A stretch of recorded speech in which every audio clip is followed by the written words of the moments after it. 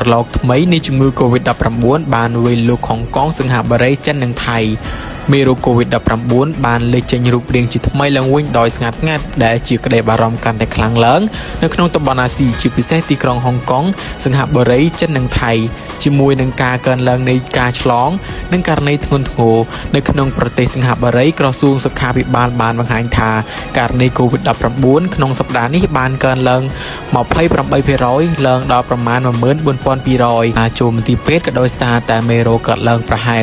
30% ដែររដ្ឋាភិបាលកំពុងណែនាំជាបន្ទាន់ដល់ក្រុមដែលមានហានិភ័យខ្ពស់ជាពិសេសមនុស្សចាស់អ្នកដែលមានស្ថានភាពសុខភាពមូលដ្ឋានដើម្បីទទួលបានការចាក់ថ្នាំបង្ការរោគឲ្យឆាប់តាមដានដែលអាចធ្វើទៅបាន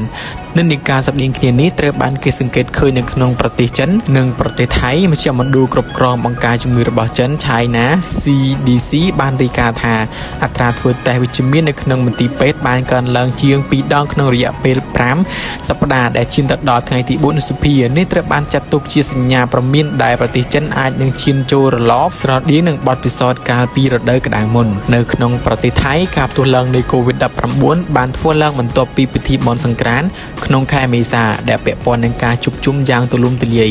ហើយត្រូវបានជឿថាបង្កើតល្បឿននៃការឆ្លងនាយកដ្ឋានប្រយុទ្ធនឹងជំងឺបានបញ្ជាក់ថាប្រទេសនេះបានជួបប្រទះនឹងការផ្ទុះឡើងយ៉ាងខ្លាំងចំនួន2ដងក្នុងរយៈតែប៉ុន្មានខែក្នុងឆ្នាំនេះទន្ទឹមនឹងនេះឥណ្ឌាមិនទាន់បង្ហាញសញ្ញានៃការផ្ទុះនៅឡើយក្រសួងសុខាភិបាលនិងក្រសួងសុខុមាលភាពគ្រួសារបានរាយការណ៍ថា